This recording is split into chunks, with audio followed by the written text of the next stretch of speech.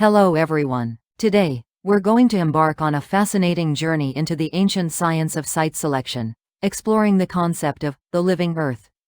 This practice, rooted in deep observation and understanding of nature, offers a profound perspective on how we choose to inhabit our world. The original practice of site selection was truly an epic science of the earth. On one hand, you have practices like interior design, which focuses on where to place a bed or how to arrange furniture to achieve good vibes within a space. On the other, we delve into topographical science, which is about reading the broader landscape itself, interpreting it as if it were a living, breathing body. In East Asia, this ancient wisdom was known as Feng Shui. It was not just a belief system, but a sophisticated methodology that dictated the absolute perfect locations for entire empires. Feng Shui was deployed for macro-scale site selection with monumental stakes.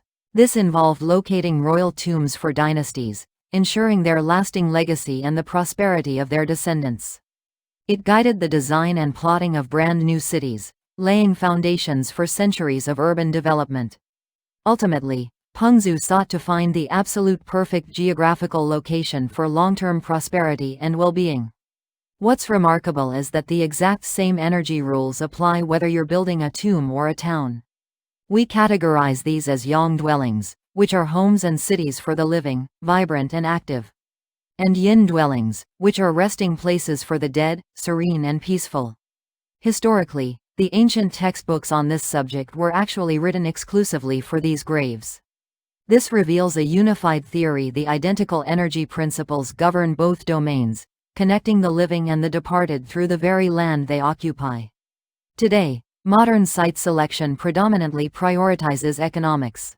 When we consider real estate, our concerns often revolve around property taxes, commute times, and access to good school districts. The core driver is economics. However, ancient masters approached this very differently. Their priorities were the fundamental elements of the landscape: a mountain at the back for protection, and water in the front for prosperity and movement. Their core driver was something called Feng Shui, or vital energy, the life force of the earth itself. The ultimate goal in this ancient practice is locating the exact spot where the earth's energy gathers, a process known as chasing Feng Shui, or vital energy. This ideal location has specific characteristics. At the back, we seek mountain ranges, which provide structural protection and act as a powerful anchor. In the front, flowing water is essential, symbolizing prosperity, wealth, and continuous movement. The center, the sweet spot, is where this life force naturally concentrates, a place of optimal harmony and vitality. In Feng Shui, mountain ranges are not just geological formations, they are seen as living dragons, channeling massive currents of energy.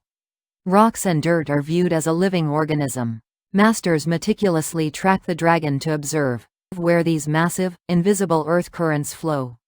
The entire search involves following the dragon's path until it finally comes to rest, signifying a place where its powerful energy has settled and gathered.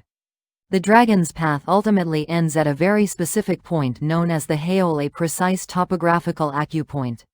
The Heol is the exact energy node, a singular spot on the Earth's surface. It functions identically to a biological acupoint in the human body, a place where energy can be accessed and influenced. It represents the ultimate destination where the mountain's concentrated energy settles and pools, offering profound benefits. Locating this precise energy node is no trivial task. It requires a decade of dedicated observation and study. An ancient proverb perfectly illustrates the scale of this quest: it takes 3 years to find the dragon, which involves mapping the macro mountain range and understanding its flow. But it takes an additional 10 years to pinpoint the Heol, verifying the exact earth acupoint. This extended period ensures accuracy and a deep understanding of the land's subtle energies. Interestingly, a true topographical acupoint anatomically resembles a human face. This isn't about finding a random valley in the standard topography. Instead, the acupoint anatomy demands that the energy node be perfectly balanced and protected by its surrounding features.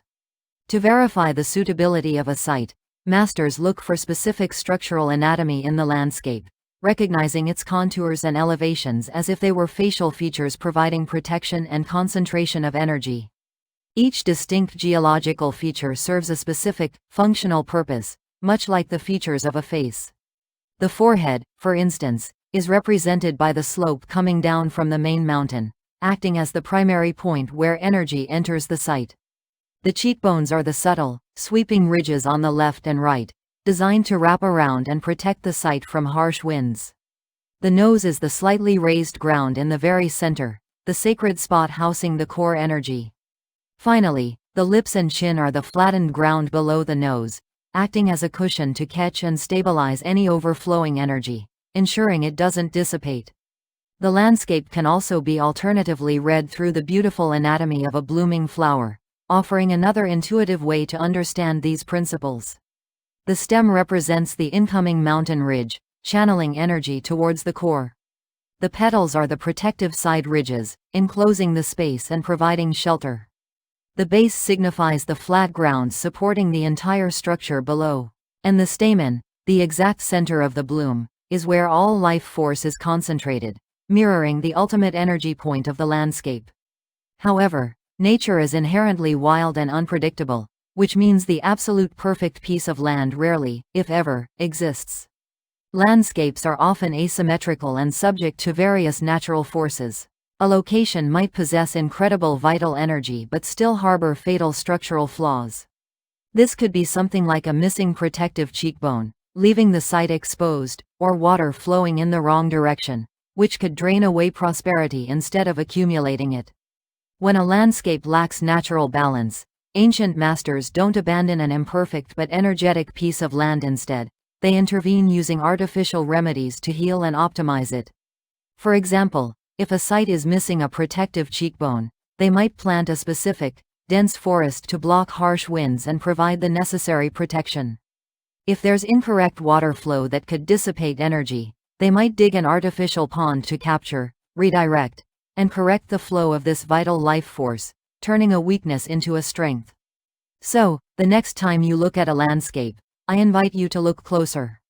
Look beyond just the trees and rocks to find the hidden anatomy of the earth.